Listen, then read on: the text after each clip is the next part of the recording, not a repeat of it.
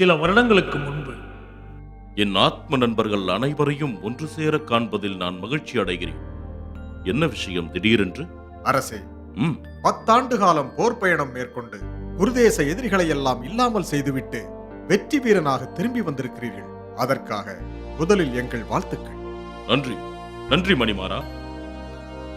மாலுவ தேச படையெடுப்பின் போது நீ செய்த உதவியை நான் மறக்க மாட்டேன். தங்கள் தந்தையார் பிரதிப மகாராஜா இறைவனடி சேர்ந்தபோது தங்களுக்கு 10 வயது.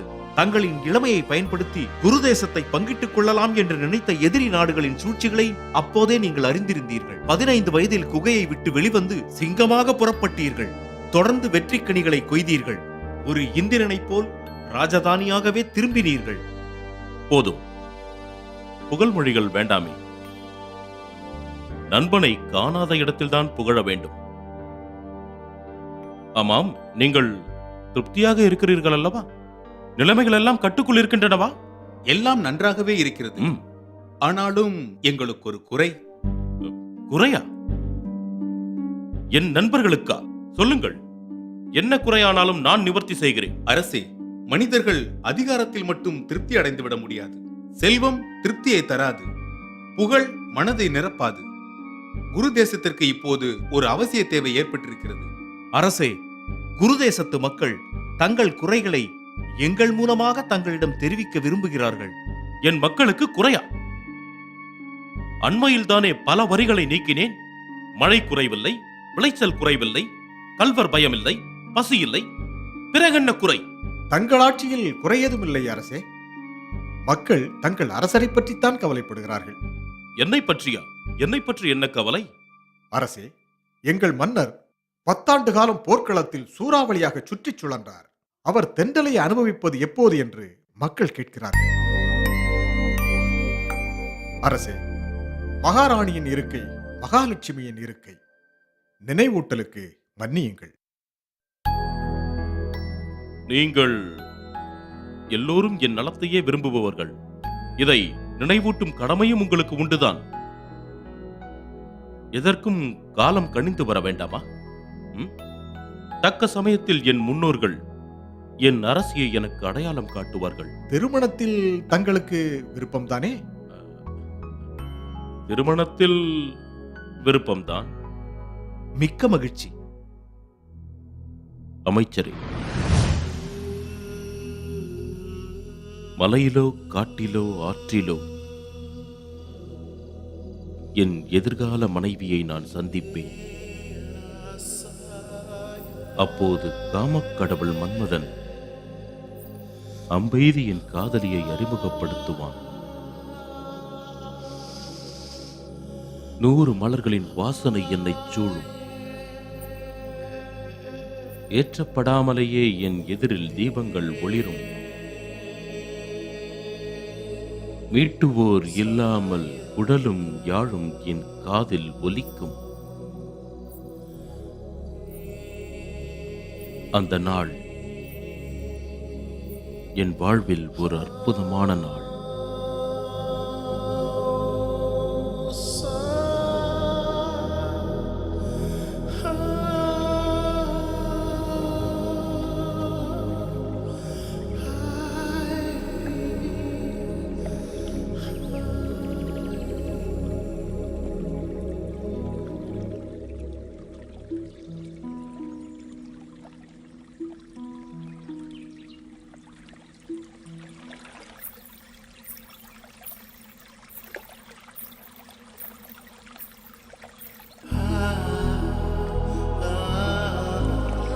மலையிலோ காட்டிலோ ஆற்றிலோ என் எதிர்கால மனைவியை நான் சந்திப்பேன்.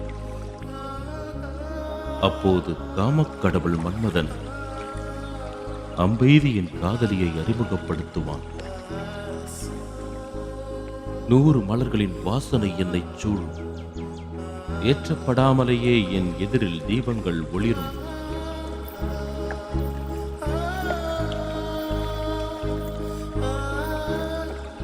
மீட்டுவோர் இல்லாமல் உடலும் யாழும் என் காதில் ஒலிக்கும்.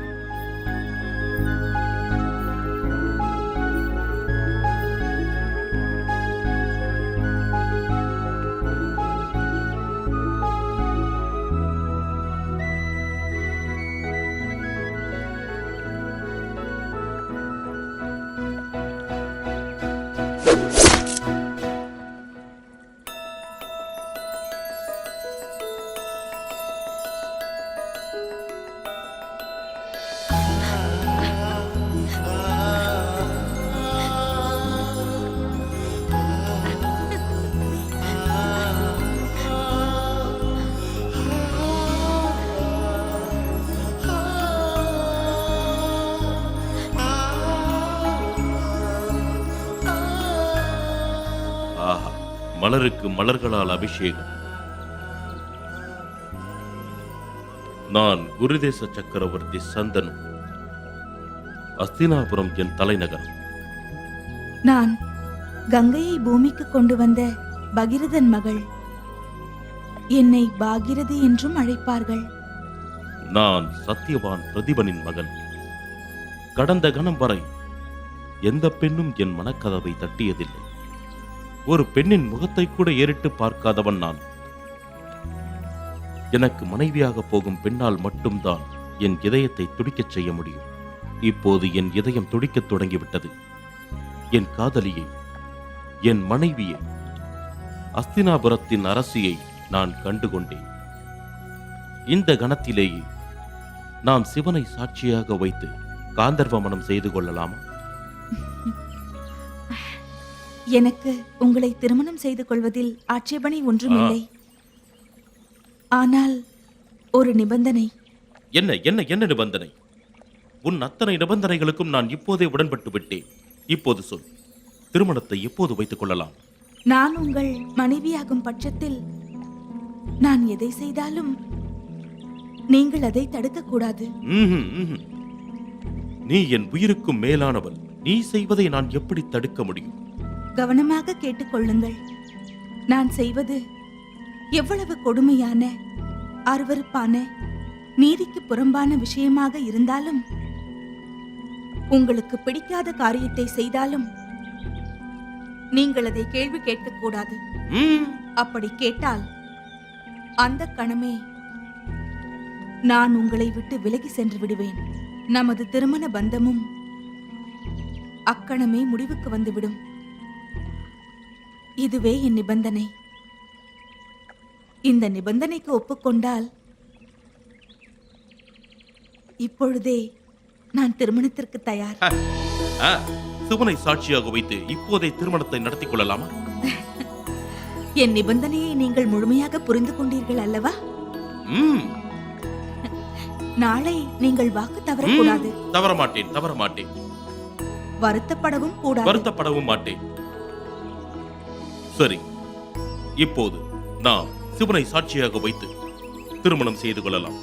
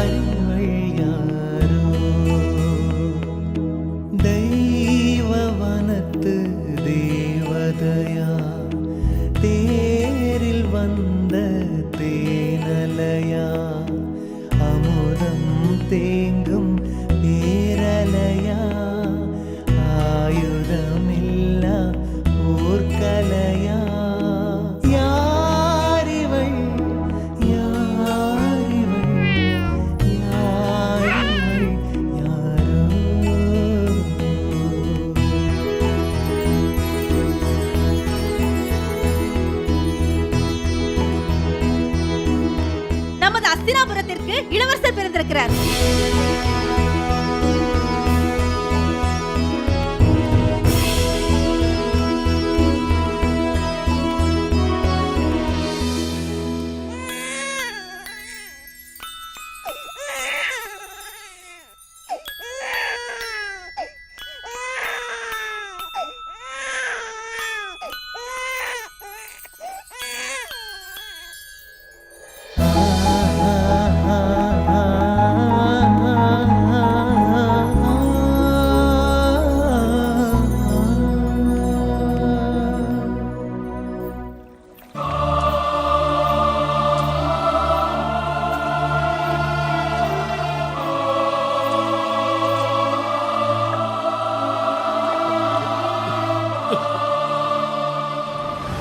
செய்வது எவ்வளவு கொடுமையான, அருவருப்பான, நீதிக்கு புறம்பான விஷயமாக இருந்தாலும்,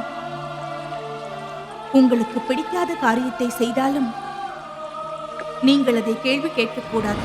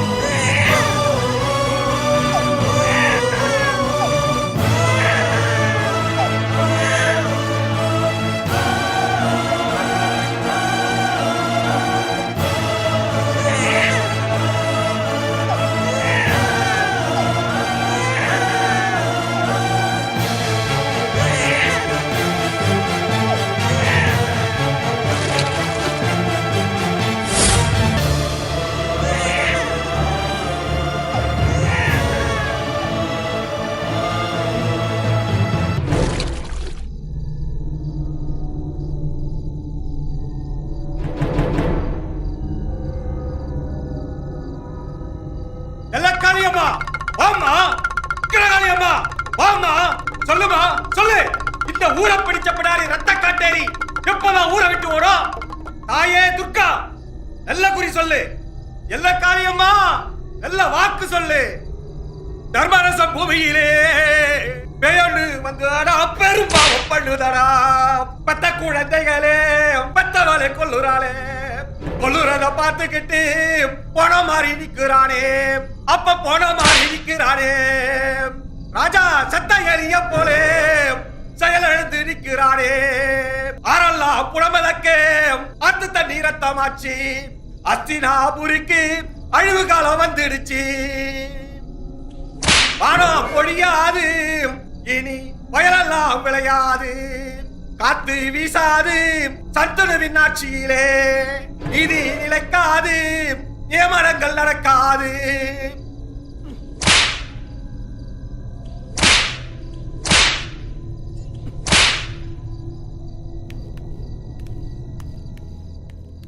அரசி, இந்த குழந்தையின் மரணத்தையாவது தாங்கள் தடுத்து நிறுத்தாவிட்டால் நாடே உங்களை தூற்றும். தயவு செய்து இளவரசரின் மரணத்தை எப்படியாவது தடுத்து விடுங்கள்.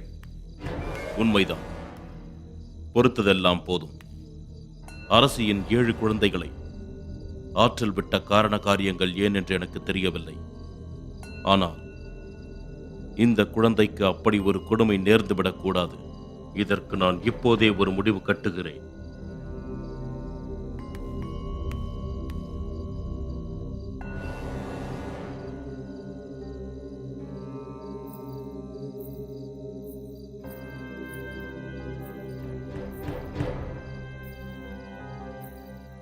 ஒருவேளை நிபந்தனையை மீறிவிடுவாரோ?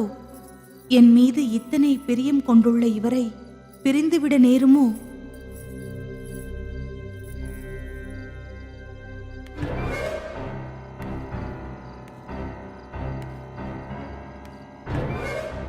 கங்கா, வேண்டாம், எழ வேண்டாம். அது உனக்கும் சிரமம், நம் இளவரசனுக்கும் சிரமம்.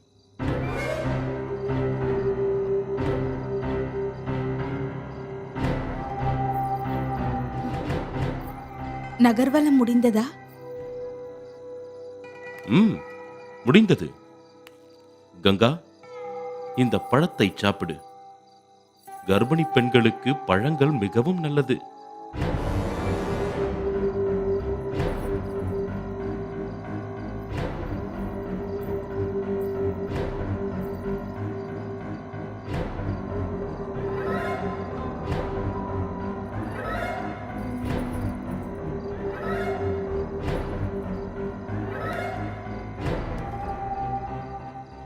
நாளை உதயத்தில் ஒரு இளம் சூரியனைப் போல் நம் இளவரசன் பிறப்பான் என்று வைத்தியர் கூறியது உன் ஞாபகத்தில் இருக்கிறது தானே கங்கா?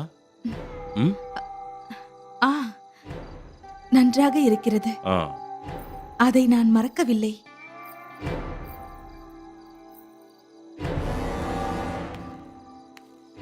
ஆமாம், வேலை தவறாமல் வைத்தியர் சொல்படி மருந்தை உட்கொள்கிறாய் அல்லவா? ஆம். ஆ, எதற்கும் அவள் பிடிகொடுக்க மறுக்கிறாளே.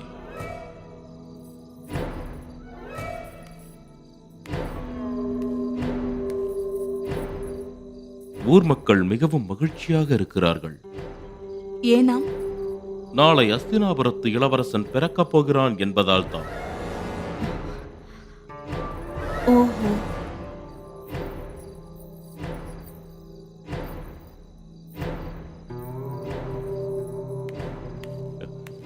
நம் குழந்தைக்கு பெயர் கூட வைத்து விட்டார்கள். ஓ, ம், என்ன பெயராம்? கங்கையின் மகன் அல்லவா, காங்கேயன் என்று பெயர் வைத்துள்ளார்கள். பெயர் என்னவோ அழகாகத்தான் இருக்கிறது. ம். இளவரசருக்கு தனியாக ஒரு மாளிகை அமைப்போம். உலகே வியக்கும்படி அவனை வளர்த்து ஆளாக்க வேண்டும். வசிஷ்டர் நம் குழந்தைக்கு கல்வி புகட்ட வேண்டும். பரசுராமர் வாழ் பயிற்சி அளிக்க வேண்டும். பரசுராமனும் வசிஷ்டரும் இந்திரனுக்கும் மேலானவர்கள் அல்லவா? நமது குழந்தை இந்திரனையே வெற்றி கொள்வான். இந்த மண்ணிற்கே சொர்க்கத்தை கொண்டு வருவான். ஆ, எனக்கு தூக்கம் வருகிறது. ம், ம். நாளை உதிக்கப் போகும் சூரியன் என் அஸ்தினாபுரம் இளவரசனுக்கு வாழ்த்துச் சொல்லும். அப்படித்தானே கங்கா? எல்லாம் விதிப்படி நடக்கும். ம், சரி, வா, ஓய்வெடுத்துக் கொள். உறங்கு.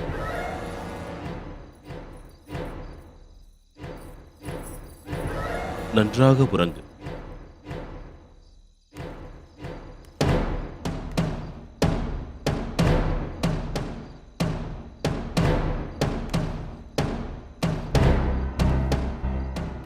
நல்ல வேளை, நாம் கங்காவுக்கு செய்து கொடுத்த சத்தியத்தை மீறவில்லை.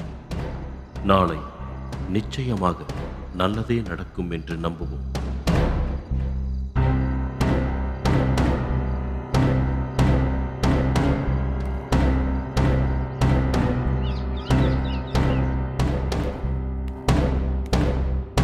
அரசே, நமது அஸ்தினாபுரத்திற்கு இளவரசர் பிறந்திருக்கிறார்.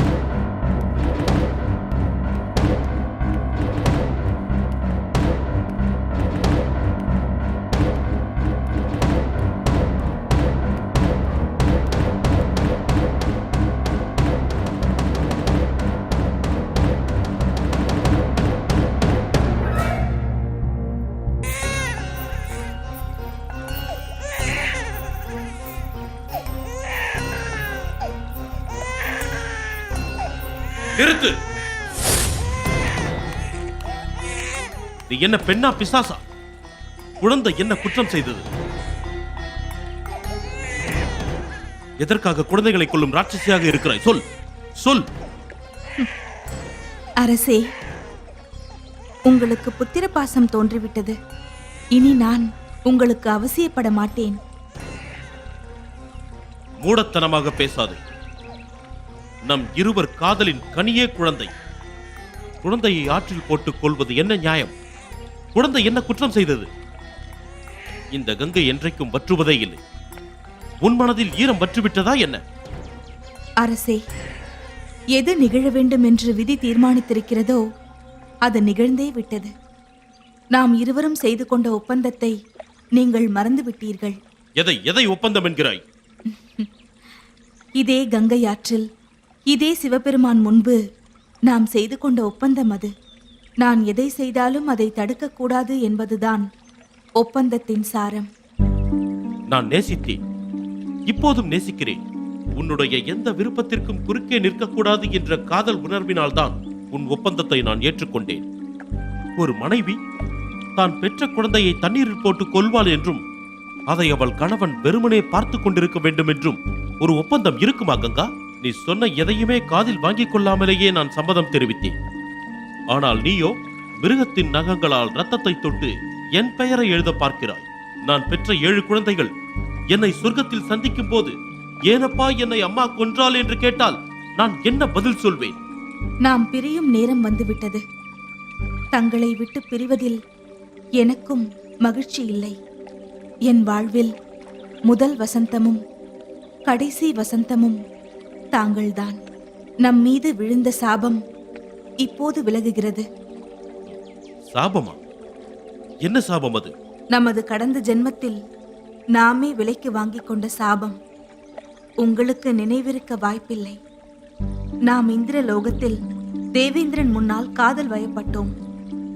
நம் நேசத்தை பூர்த்தி செய்ய நம்மை பூலோகத்திற்கு அனுப்பிவிட்டார்கள்.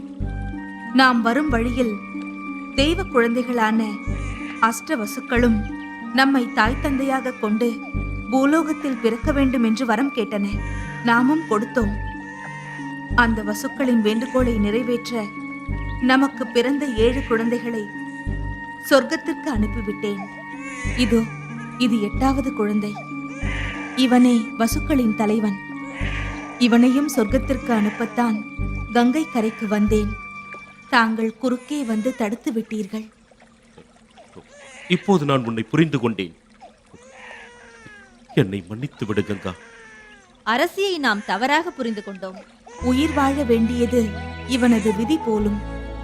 கடவுள் இவனிடம் ஏதோ ஒரு பொறுப்பை ஒப்படைத்திருக்க வேண்டும்.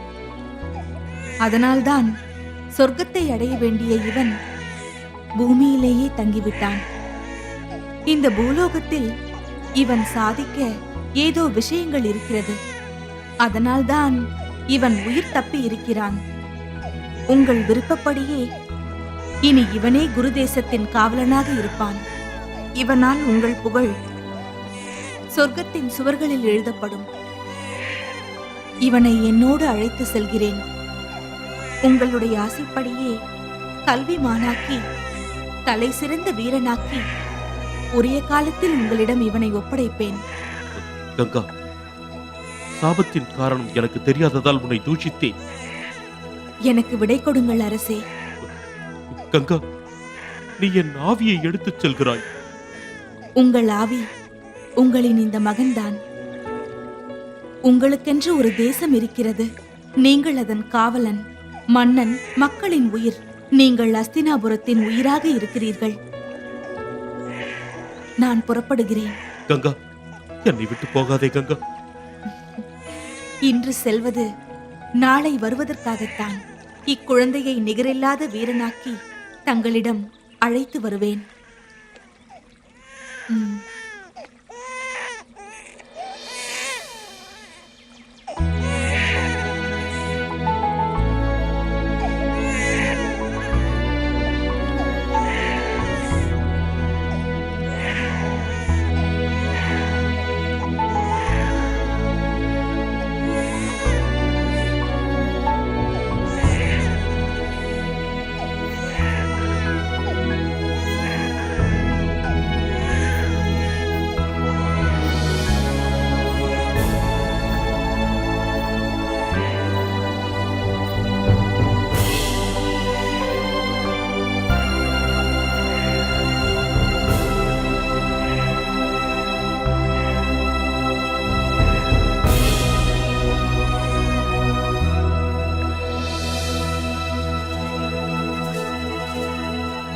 கங்காதேவியை நாம் தவறாக புரிந்து கொண்டோம்.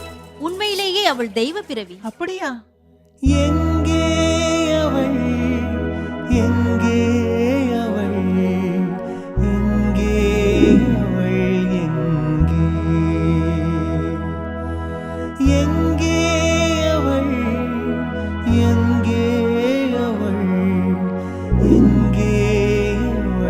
எங்கே தெய்வவனத்து தேவதை தேரில் வந்த தேனலை.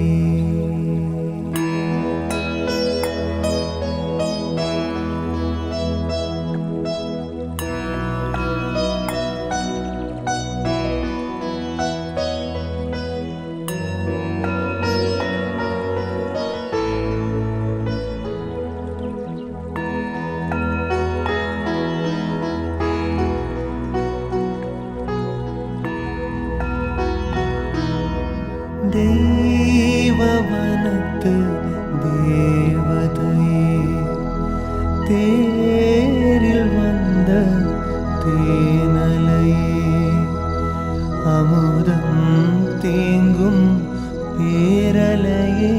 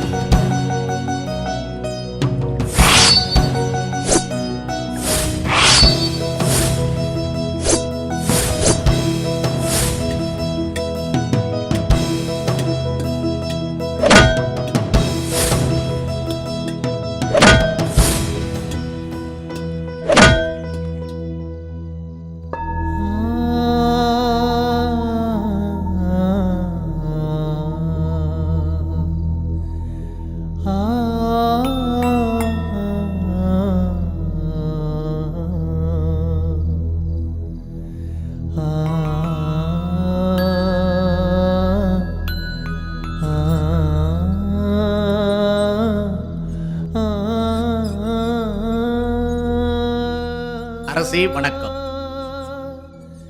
அரசே, ராஜ்ய அலுவல்கள் அத்தனையும் அப்படியே தேங்கி கிடக்கின்றன.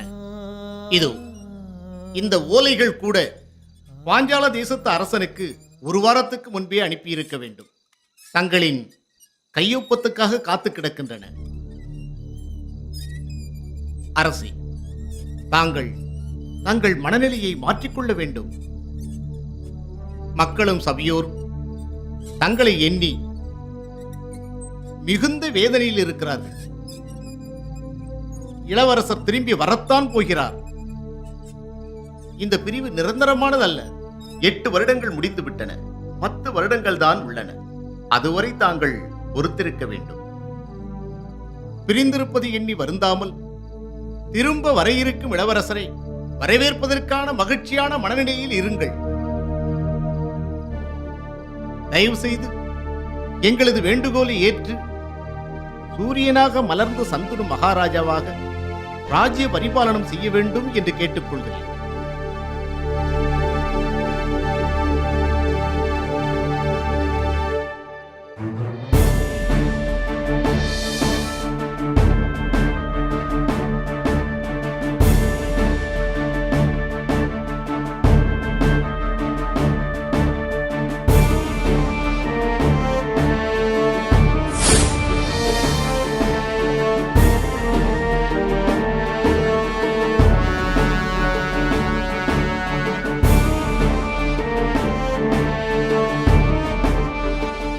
இப்போது தயாராக இருக்கிறாயா? தயாராக இருக்கிறேன் குருவே. சரி, அம்பை தொடு.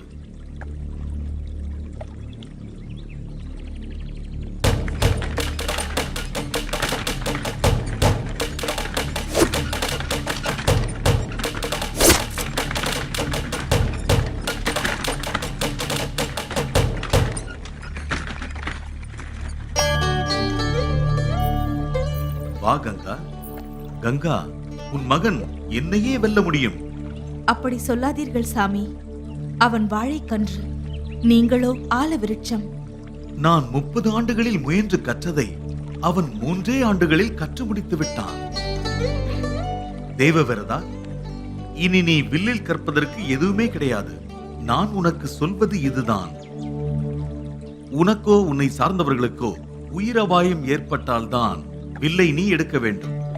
கொடுமைக்கு எதிராகவும் அதை தவிர்க்க முடியாமல் போனாலும் தான் அம்புகளை நீ பயன்படுத்தலாம். நீ பயன்படுத்துகின்ற ஒவ்வொரு அம்புக்கும் இறைவனிடம் பதில் சொல்லியே தீர வேண்டும் என்கின்ற அச்சம் எப்பொழுதும் உன் மனதில் இருக்க வேண்டும். ஆயுத வித்தைகளில் கடவுள் நீங்கள். நான் தேவவிரதனை வெறும் கட்டையாக கொண்டு வந்து சேர்த்தேன். அவனை ஒரு அழகான சிற்பமாக எனக்கு மாற்றித் தந்திருக்கிறீர்கள். தேவவிரதா, தர்மத்தின் வழி நீ அனைத்திலும் வெற்றி பெறுவாய்.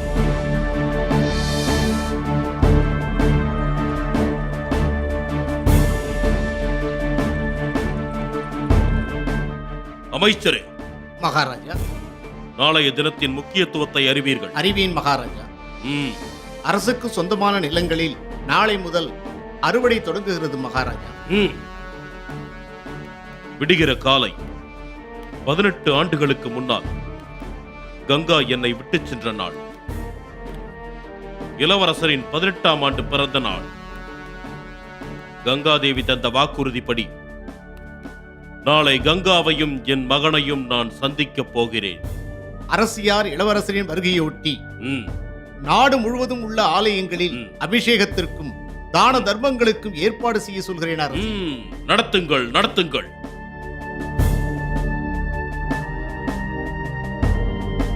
என் மகன்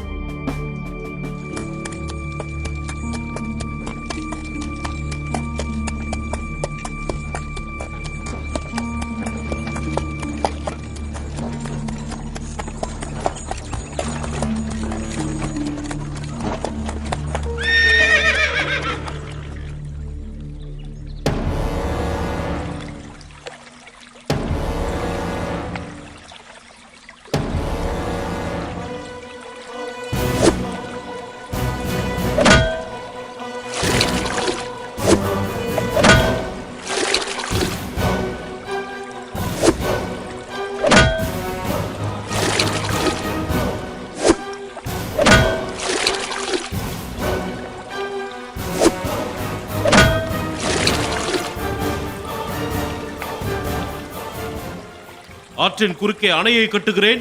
அதை உடைக்க நீயா? நான் வானத்தின் மகன், பூமியின் புத்திரன். இந்த நதியை விடுதலை செய்ய வந்திருக்கிறேன். ஆ, என்னையா எதிர்த்து பேசுகிறாய்?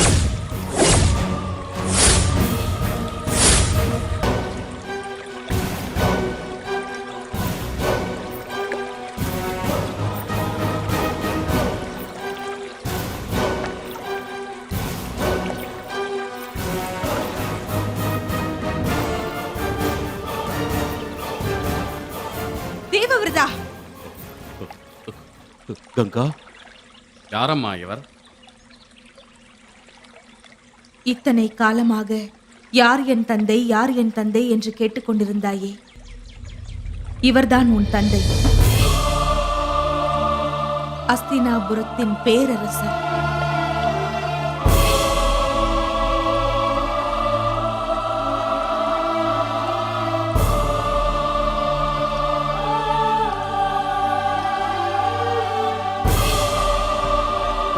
மகளே,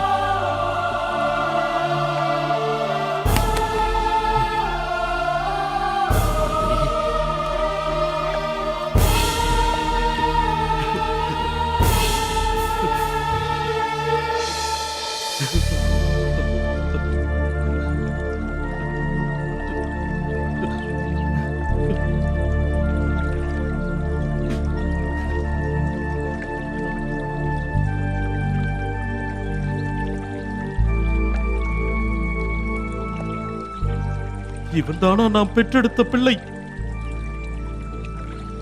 உங்களை பிரிந்த இந்த பாவி 18 ஆண்டுகளாக நடைப்பிணமாக திரிந்தேன். இன்றுதான் இந்த தேகத்திற்கு உயிர் வந்தது. இத்தனை காலம் தவம் கிடந்த என் தந்தையிடமா நான் போரிட துணிந்தேன். என்னை மன்னித்து விடுங்கள் தந்தை. தேவவர்தா, மன்னித்து விடுங்கள்.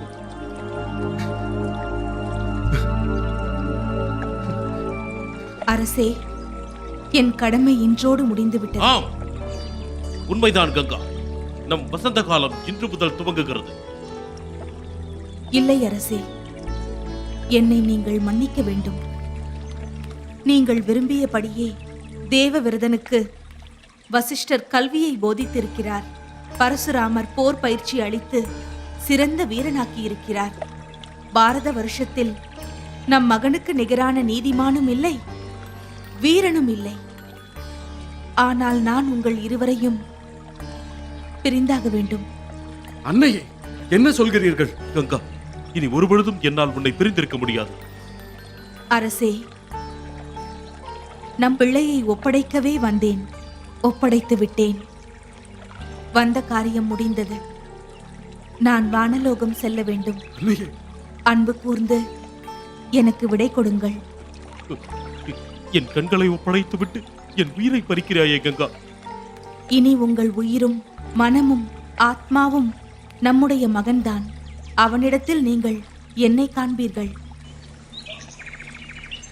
தாயையோ அல்லது தந்தையையோ நான் பிரிந்தே வாழ வேண்டும் என்பது எனக்கு விதிக்கப்பட்ட விதியா அம்மா?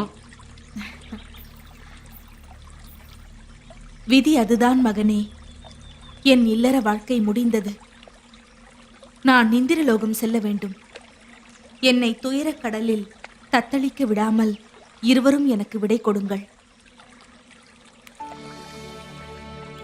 இந்த உலகத்திலேயே துர்பாகியசாலி நானாகத்தான் இருக்க முடியும். அப்படி சொல்லாதீர்கள். தேவவிரதன் போன்ற மகனை பெற்றதால் நீங்கள் சகல அதிர்ஷ்டங்களையும் பெற்ற பாக்கியசாலி. காலம் இதை உணர்த்தும். அம்மா, தங்களை பிரிந்து நான் எப்படியம்மா வாழ்வேன்? மகனே, இனி இவர்தான் உனக்கு தாயும் தந்தையுமாக இருப்பார். அஸ்தினாபுரத்தின் நலமே உன் எதிர்காலம். உன்னை பிரிவதை நினைத்தால் என் மனம் பரிதவிக்கிறது. ஆனாலும் நான் பிரிந்தே ஆக வேண்டும்.